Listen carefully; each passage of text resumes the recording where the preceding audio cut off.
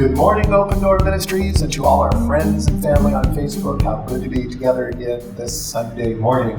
We are continuing our series of disturbing questions, looking at some of the stories and events of the Bible and asking questions about them to see if they make sense to us. And sometimes these questions disturb our faith, but behind all these questions, they ultimately lead us to truths about God. And this week's disturbing question is about Jonah and the whale. Did Jonah really get swallowed by a whale? And I know what most people are going to say. They're like, oh, the Bible doesn't say it was a whale. The Bible says it was just a great fish. So it wasn't actually a whale. I don't know why you say whale. But that's usually how the story was told to me as a child. When I grew up in church and I grew up in the Christian schools that I attended, that it was Jonah and the whale. But we'll take a look at that whole issue in just a second here. You know, as I said, I grew up in the church from the very time I was born. I was there. I attended the church preschool. I attended the church Sunday schools and elementary schools, junior high schools, high schools. I was raised in the church and the church schools. And Jonah and the whale was one of the really popular stories that we are always told. I think they told it because it had a really exciting part where Jonah gets thrown overboard and he gets swallowed up by a whale. I mean, how exciting is that?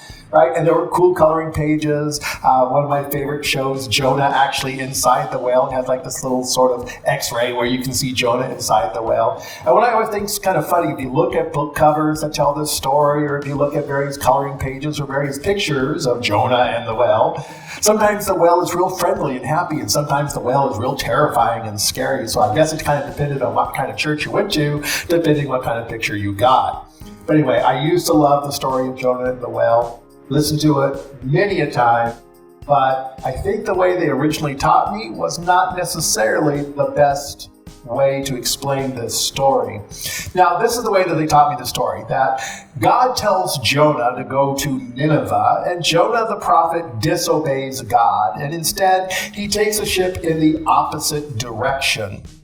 So God causes a storm, and all the sailors get upset. They're like, we're all going to die. This is somebody's fault that we're having this huge storm. So they cast lots, and it falls upon Jonah that he's the guilty party. And he admits to it. He confesses. He says, yes, I'm running away from God.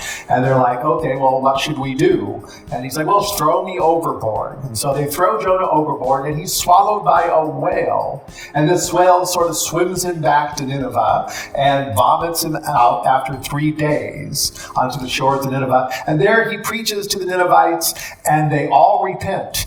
And that's usually where they stop the story of Jonah, and then they make their point. And I remember this point many a times as a child. I was told, see, you better obey God, or else he'll send a big whale to swallow you up and vomit you out, right? And so it's like, oh dear, does God keep that whale like hiding around somewhere just in case I decide to go do something he doesn't want me to?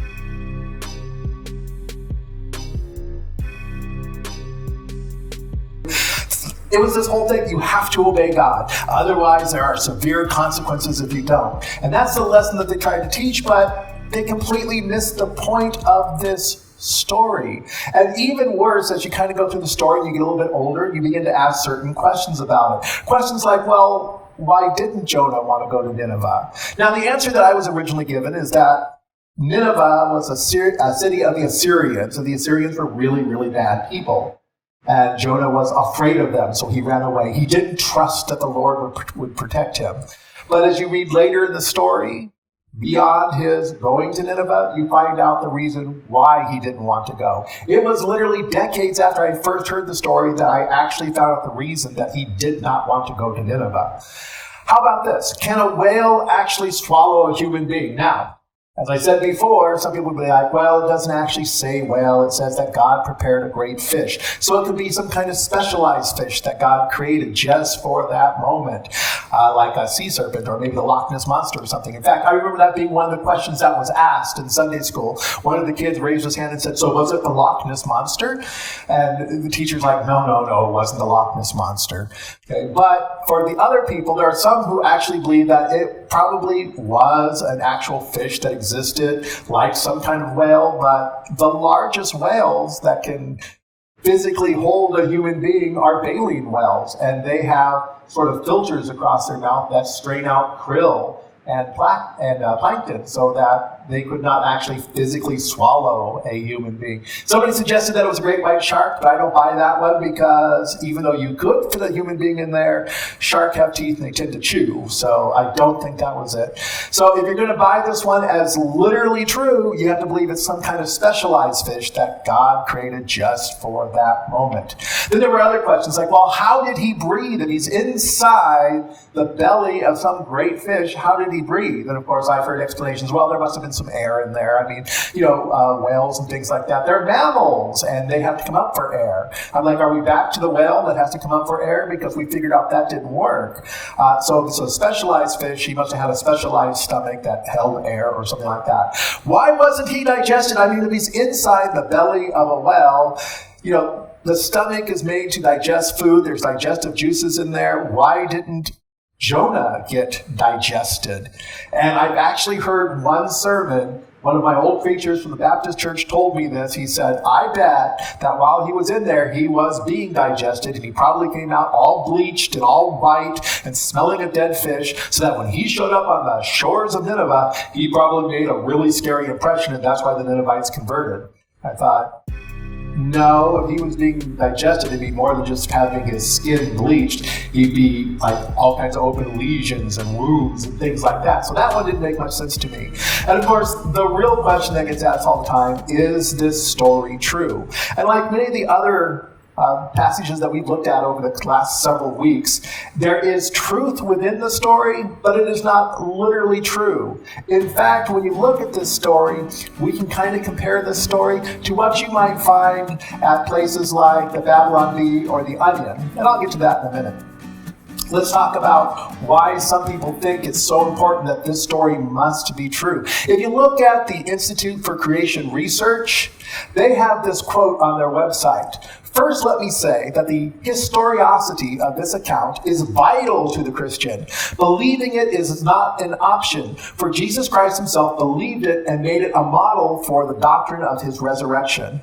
As it says in Matthew 12:40, for as Jonah was 3 days and nights in the whale's belly, so shall the Son of Man be 3 days and 3 nights in the heart of the earth. Now, there's a lot of misstatements in here. First off, it's not vital that you believe that this is a real, literal, true story. You know what's vital to Christianity? You know what the litmus test of Christianity is? Who do you say Jesus is, and whether or not you are following him?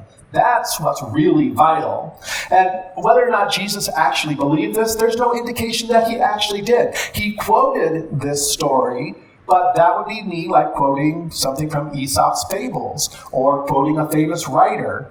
But it doesn't mean that I necessarily believe that talking donkeys and talking animals in Aesop's fables are true, or that some famous writer is necessarily writing something true, like C.S. Lewis. I don't believe Narnia is real, and I know that might shock a few of you, but I don't believe that Narnia is real, but I can still quote from it and use it to illustrate a point. And so Jesus was merely quoting a story to illustrate a point, rather than saying this is a true story. So, unfortunately for the Institution for Creation Research, who are young Earth creationists, the story of Jonah the whale does not need to be true.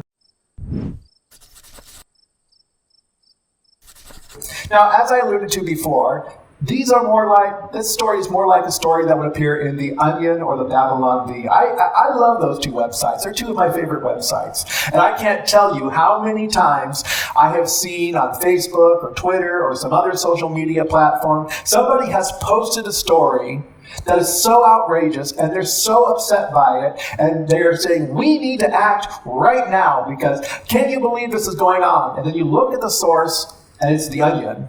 And The Onion, of course, is a clearly marked and labeled satire site. They create fake news stories to illustrate certain points. It's the same thing with the Babylon Bee, but the Babylon Bee focuses on religious stories. I like the religious story that they printed about a worship leader who got stuck in the bridge of a song and repeated it 700 times before he was finally able to break out. Okay, although there's It's funny because there's a slight ring of truth to that. It didn't actually happen, and it does sort of illustrate a point that maybe we're singing some of these song bridges and choruses a few too many times. Let's rethink about what we're doing there. So both of these are satire sites. They both create stories as satire to make certain points. And that's the way we should think about the story of Jonah. Because when you look at the story of Jonah more closely, you're going to be able to see certain caricatures and the definite satire that appears in it. So let's take a look at Jonah as satire. First off, Jonah, the name Jonah actually means dove. He's supposed to be a symbol of peace and hope. And he is anything but that. He is the complete opposite of that. He is doom and gloom and no hope. So he's this strange caricature of what a prophet should be. He is not a prophet like Elijah who will stand down hundreds of priests of Baal. Instead, he's a prophet who runs away because he doesn't like people. He's anything but a normal prophet of God. He's a caricature. When we talk about Tarsus at that time was not just a city that was far away, but it was actually used as an idiom for sort of like the ends of the earth or the middle of nowhere. So this idea that Jonah could run away to the middle of nowhere, to the ends of the earth, and avoid God is clearly a piece of satire. When you look at every other character in the story, even though they're Assyrians and sailors and various other nationalities, they are better people than Jonah, the supposed man of God. And so they become caricatures of themselves. Normally we would think of sailors as untrustworthy and they're these wicked people, but they end up being more godly than he is.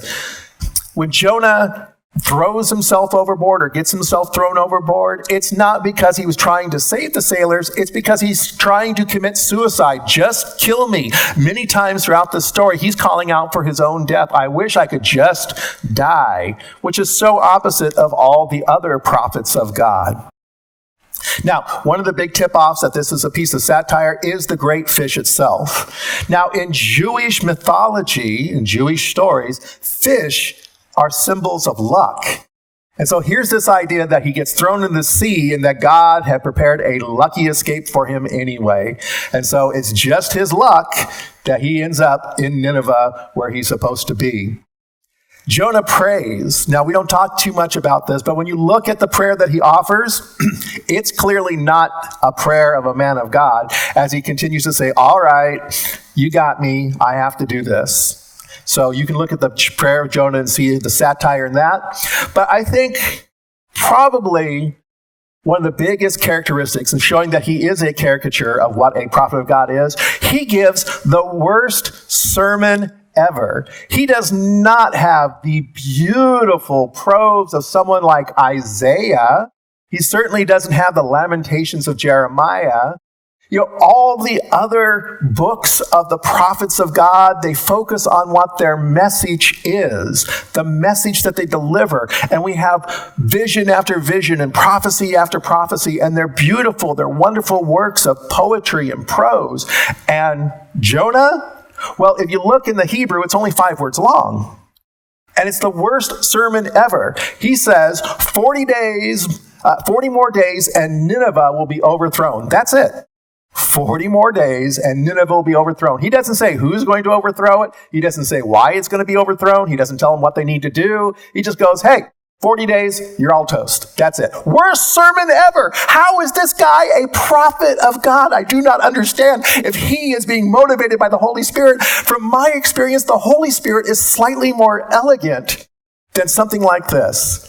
And then the final caricature, the Ninevites, the supposedly evil Assyrians who are so terrible and so atrocious, they repent, and they not only repent, they repent in such an outlandish fashion that it's hard to take it seriously, because the king repents and he demands that all the people wear sackcloth and ashes to show their repentance, and the animals too. Can you imagine this? Supposedly people had to go out and put sackcloth and ashes on their cows, maybe make a little sackcloth burlap, outfit for your chicken, throw a little ash on it. Look, we're all in repentance. Okay, we're out there putting sackcloth and ashes on the sheep. The whole animal kingdom had to repent as well. This is caricature. This is funny stuff, people. It's definitely not the stuff that I was taught in Sunday school. This is hilarious stuff. This is meant to be satire because it's making a certain point. And oftentimes we miss that point because we stop the story too early. See, the king repents, the animals are all in sackcloth. Jonah is angry. Jonah, the worst prophet ever, this caricature of a man of God, is angry because God saves the city. See, we never talk about that part in Sunday school. We get him up to the point where he gets thrown up on the beaches of Nineveh, and he preaches, and people repent. Boom, that's it, done. But we have to remember that Jonah is angry because the Ninevites repent. And he wishes he could die. And he goes and he rests under a vine that's providing shade. But then a worm comes and eats the vine. And the vine is a symbol of blessing. And the worm destroys this blessing of shade that Jonah gets. And the vine dies. And Jonah gets upset about the vine dying. And he curses God, and he curses himself, and he wishes he could die because now he doesn't have any shade. This guy is a total drama queen. He's got to be satire. Now, taking a look at the whole story, the worst prophet ever, or is he really sort of a missionary, which is unusual for prophets because all the Old Testament prophets prophesied to Israel itself, and they weren't sent someplace else to preach to them. So maybe this is satire, that he's more missionary than prophet. There's the wise, compassionate sailors who are like, okay, we realize you're at fault. You're the one who caused the storm. God's angry at you, but we're going to try to save you first. And that just doesn't work. The sailors are more compassionate than Jonah is. Jonah gets upset that the Ninevites get saved and they won't be destroyed. He has the luckiest escape in the world. He preaches the worst sermon in the world. He has the most obedient king in the world, in the Assyrian king, who's like, let's all repent, everybody, right? And there's the greatest possible response to this repentance. Everybody, sackcloth and ashes, including your chickens, your goats, your cows, and everything else. This is definitely satire. But here comes the point, and this is the point beyond where he preaches to the Ninevites. This is the point beyond where they repent. And this is where the truth of the story lies. It's in Jonah chapter 3, verses 10, all the way to chapter 4, verse 3. When God saw what they did and how they turned from their evil ways, he relented and did not bring on them the destruction he had threatened. But to Jonah, this seemed very wrong, and he became angry. He prayed to the Lord, isn't this what I said, Lord, when I was still at home, that this is what I tried to forestall by fleeing to Tarsus? I knew that you are a gracious and compassionate God, slow to anger and abounding in love, a God who relents from sending calamity. Now, Lord, take away my life, for it is better for me to die than to live. Jonah is upset that the Ninevites get saved. He's upset that God shows mercy and compassion, and he wants to die rather than show mercy and compassion. And this is the truth that is now staring us in the face. He didn't run to God because he was afraid of the Assyrians. He didn't run away from God because he was afraid of what would happen to him. He ran away from God because he didn't want those nasty Assyrians to get saved. He has no compassion. He is not a man of God with a heart after God, but he's a person who hates. He's a person who wants revenge. And God shows compassion anyway. And this is the other truth that we can pull out of this, that God loves all of humanity, not only Israel. God does not belong to Israel, but God belongs to all of humanity. And he shows grace, and he shows compassion, and he shows mercy to whomever he chooses. And that he will save any who repents, not just a specialized group. And then it goes on to say, I knew that you are gracious and a compassionate God, slow to anger and abounding in love, a God who relents from sending calamity. This is Jonah's complaint. And this is the truth that we get to hold on to, that God is gracious, that God is compassionate, that God is slow to anger, that he's abounding in love. from this story, we derive a truth about the character and nature of God. That God loves everyone, even the Assyrians. Even the Assyrians, these terrible, terrible people. Now we're faced with certain questions.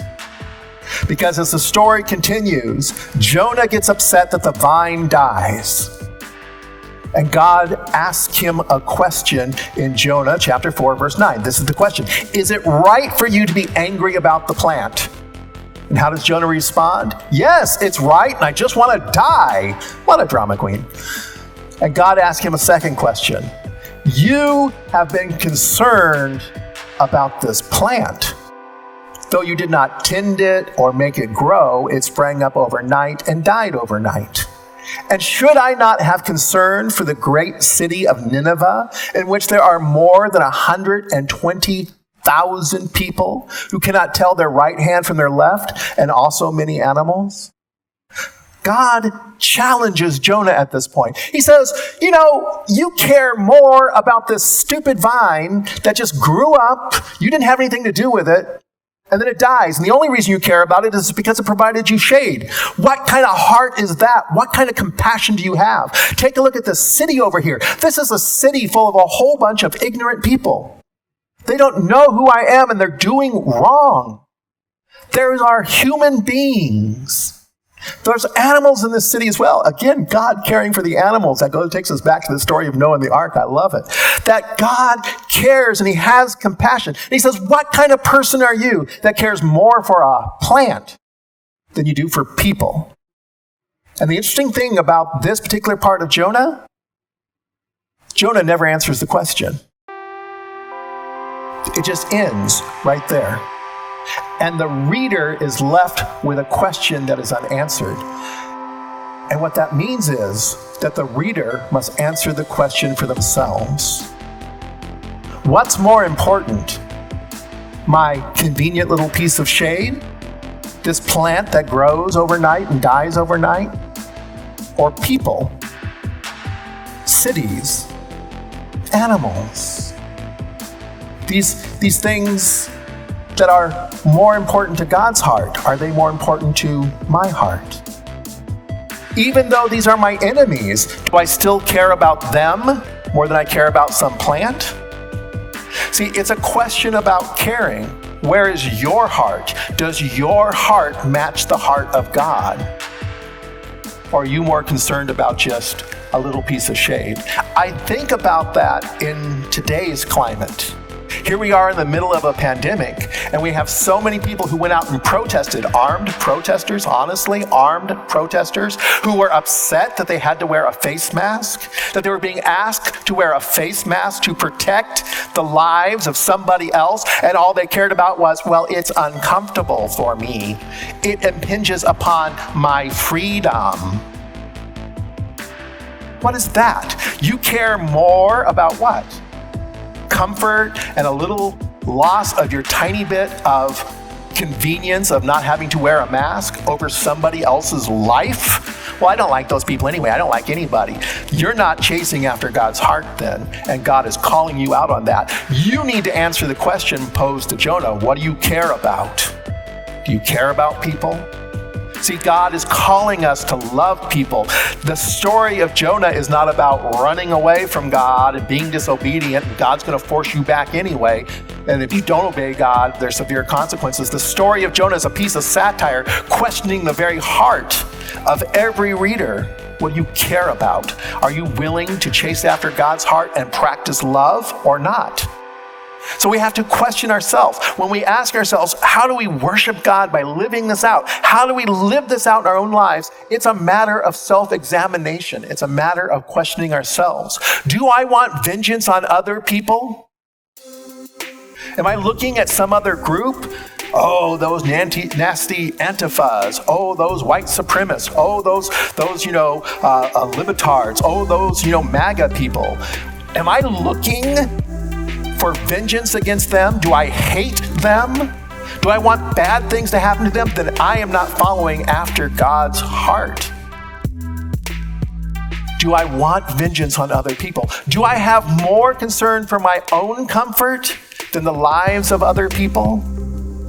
I know that, the year 2020, it seems like a horror movie written by Stephen King, and it's just been a crazy year, and a lot of people are just fatigued and tired. We're tired of being at home. We're tired of the inconvenience. We're tired of having to stand in line 6 feet apart from people. We're tired of not being able to gather in church. We're tired of it.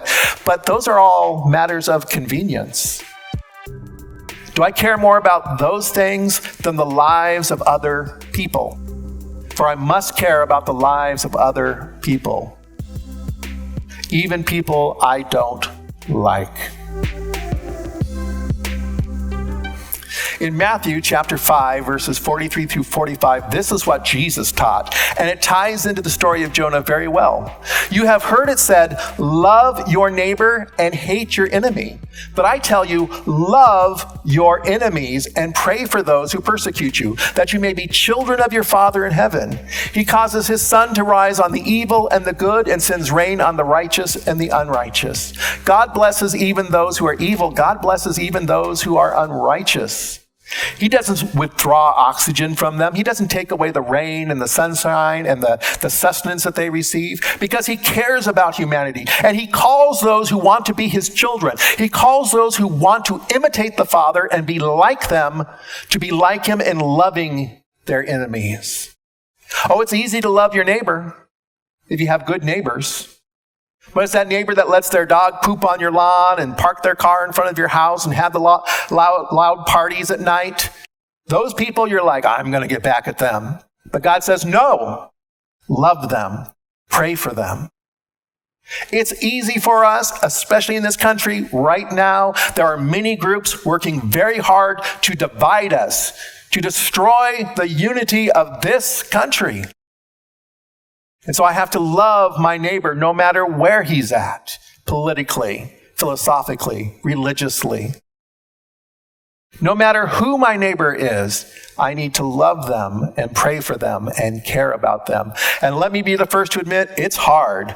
There are some days that I wake up and I'm angry at some of the things that I read or some of the things that I see on TV or the news, and I have to shut off the news and turn off social media and recenter myself with God and say, God, help me to be more like you. Help me chase after your heart. Help me learn this lesson from Jonah.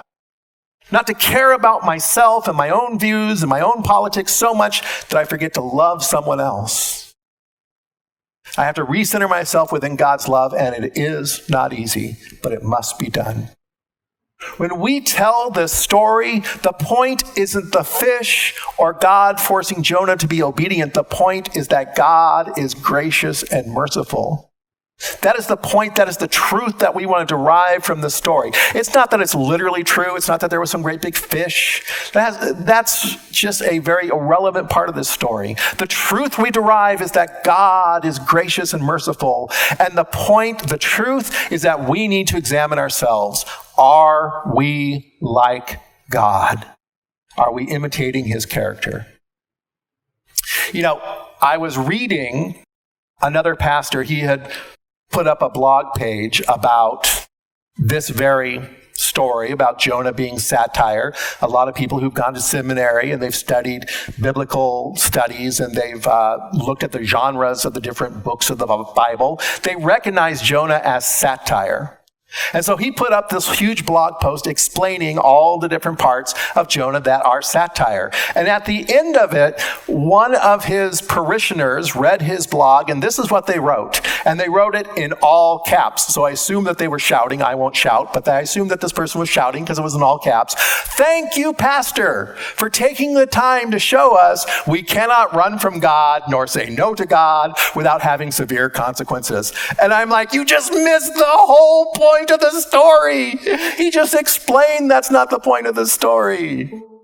The point of the story is to examine ourselves, and I think you missed that point. This is the stuff I was taught in my fundagelical Sunday school, and you've missed the point entirely. So when we come to the question about, was Jonah really swallowed by a whale? It doesn't matter. That's not the point of the story. Is it literally true? No, it's not literally true. It's a wonderful parable full of funny characters and satire.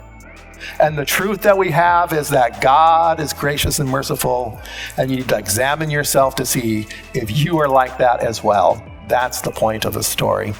That's a wrap for today. Until next week, may God bless you. Go in peace.